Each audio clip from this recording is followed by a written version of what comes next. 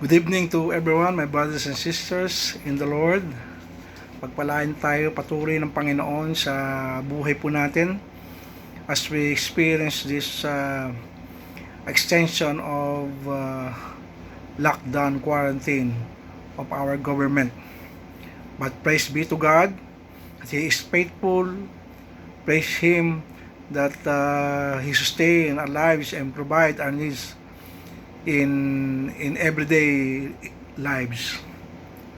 Kaya nagpapasalamat ako sa Panginoon. We always have this kind of opportunity and privilege to talk to God and to hear God's word upang madagdagan, mapalakas ang ating spiritual na buhay sa ating pangkasalukuyan.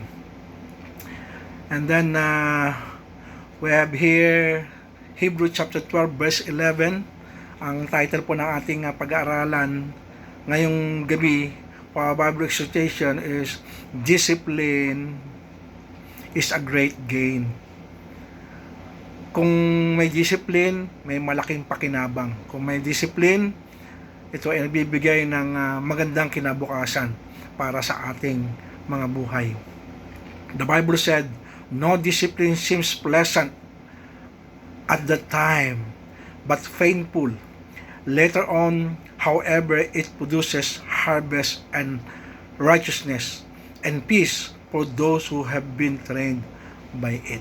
Pagpalain ng Panginoon ng kanyang salita sa ating puso at isipan. Sabi ito, discipline is a great gain. What is the meaning of discipline? Sabi rito, control gain by enforcing obedience or order. Once na meron discipline, sabi yung gumaganansya po tayo ng mga bagay na niyanais natin sa ating kinabukasan. Kaya sabi nga, discipline is a great gain. And training that corrects and molding our mental and moral character. Isa po yan sa number one na purpose kung bakit mayroon discipline sa buhay po natin, dahil it corrects us and mold us in our mental and moral character.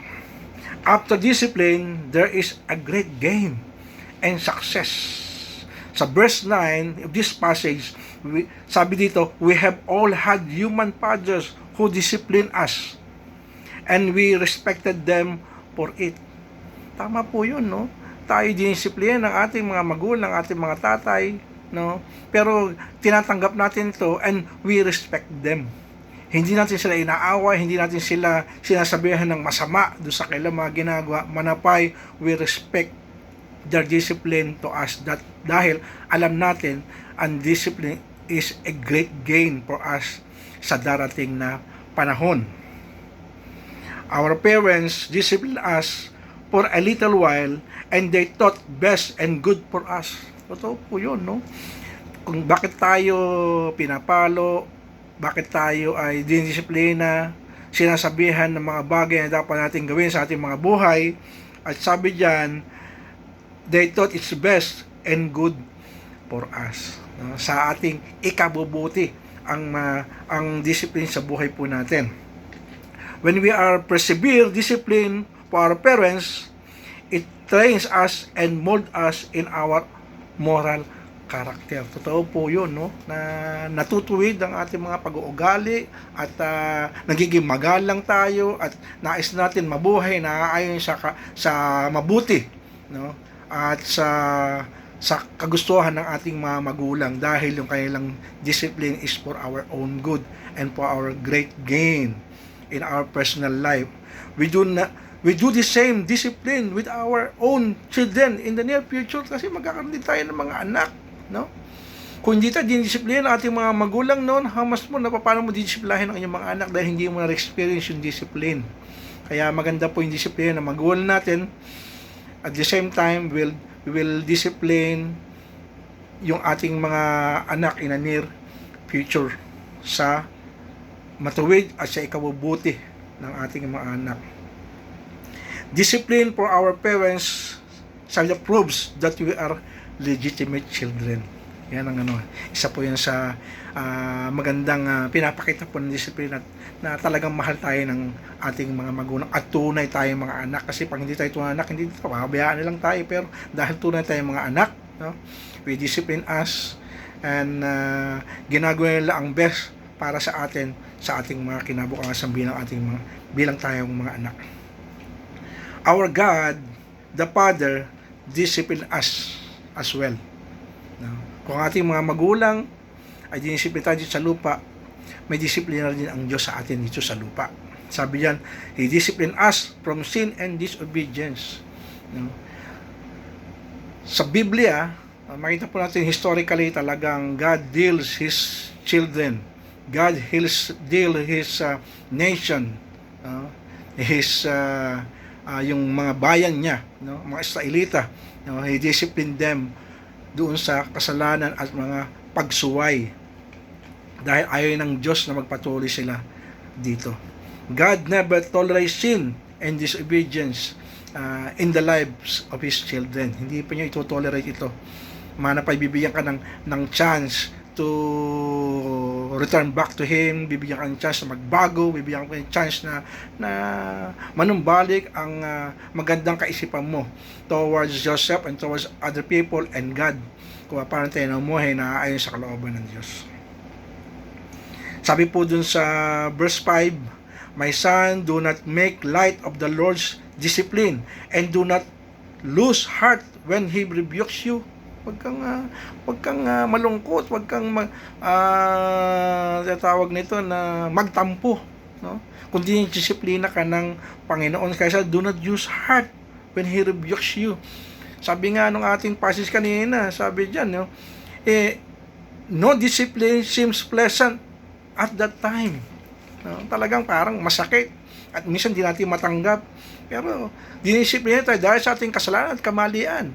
No? Sa ating mga disobedience, tama lang yun para ma-realize natin yung ating kasalanan, dapat natin hingin tawad, yung ating mga kalamilian, dapat natin ituwid, no, sa ating mga buhay. Yung disobedience natin, dapat tayo mag-obey sa Panginoon, kaya dinidisiplina tayo ng ating Diyos. Because the Lord discipline the one He loves. No? And He chastise everyone who accept His Son. Talagang dinidisiplina niya yung kanyang mga tunay anak. Yung hindi niya tunay anak, hindi disiplina kailangan nila punishment. Pero tayo mga anak ng Diyos, sa magitan nating pananampalataya kay Jesus Christ, tayo ay nabilang sa pamilya ng Diyos. Sabi diyan, once we sin and disobey God, no? The Lord, sabi diyan, discipline us, the one He loves, mahal niya tayo. And He chastise, pinapalo niya. Pinapalo rin niya tayo sa mga bagay na ating masama na ating mga ginagawa, na yung pagpapalo ng Panginoon sa atin. Sabi niya, He accept His Son, na tinanggap niya na siya ay anak ng Diyos. No? Tinanggap ka ng Diyos as His Son, and you accept God as your Father, na ikaw ay anak ng Diyos. At you have to accept His discipline and chastisement sa buhay po natin, that it proves that we are legitimate son of God. In verse 7, endured hardship as discipline. No? Magtiis tayo. Kailangan pagtiisan natin lahat ng bagay na ito. Maaaring mahirap, pero it will give a great gain for us.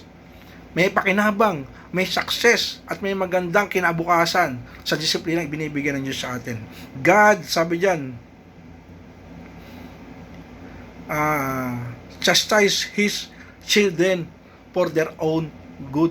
Pinapalo ng Panginoon, pero hindi yan sa ikasasama natin, hindi sa para mapariwar ang buhay natin. God chastise us for our own good. No?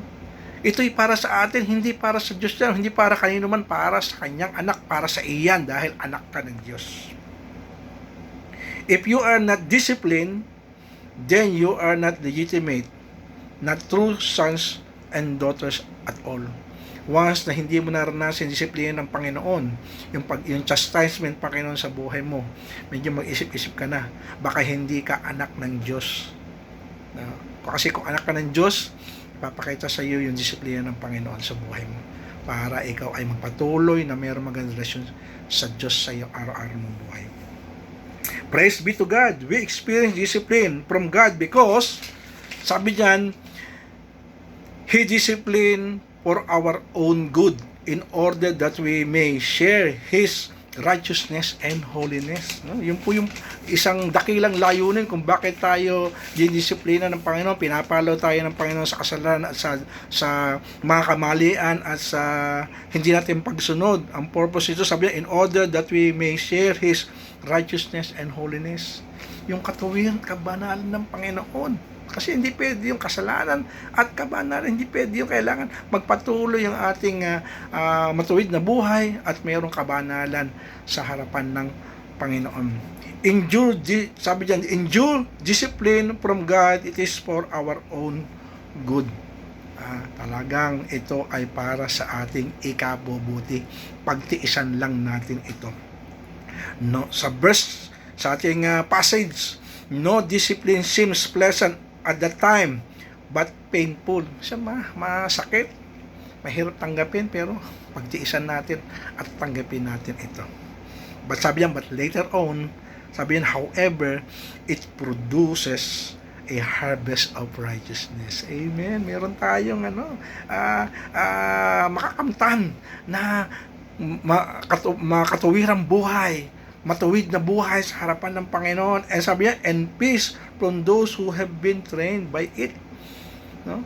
Yung discipline is a training for us at nagbibigay ng kapayapaan sa ating mga buhay. Take note of this, my brothers and sisters. Discipline is for our own good. It gives us, sabi diyan, success in life. It produces a harvest of righteousness. Discipline gives peace in our hearts. Nagbibigay po ng kapayapaan sa puso, no? At alam natin na tayo ay iniingatan ng Panginoon sa kanyang disiplina sa ating mga buhay. At discipline, sabi diyan, share the goodness and faithfulness of God and His holiness. Kaya magpasalamat tayo sa Panginoon na tayo kanyang mga anak. We experience discipline but we endured hardship in this kind of discipline, that it proves that we are really His children ng ating Panginoong Diyos. Pagpalain tayo ng Panginoon bilang isang mga anak at patuloy tayong sumunod sa Diyos. Kung magkasala man tayo, hingi tayo ng tawad. Kung tayo magkamali, ituwid natin. At patuloy tayong sumunod sa kagustuhan ng Panginoon. Pagpalain ng Panginoon ang ating buhay mula ngayon sa darating na panahon. Tayo po'y manalangin. Dakil sa Bambara, maraming salamat sa inyong salita. Ito ay tunay na nagpakita sa amin na kami tunay yung mga anak, and you discipline your children to gain great success in our lives in a near future. Pagpalayan mo ang bawat isa, pagpalayan yung salita sa puso namin, ay ito'y may share din namin sa ibang mga tao. Maraming salamat po. God bless us all. Maraming salamat sa inyong pakikinig. Pagpalain kayo ng Diyos.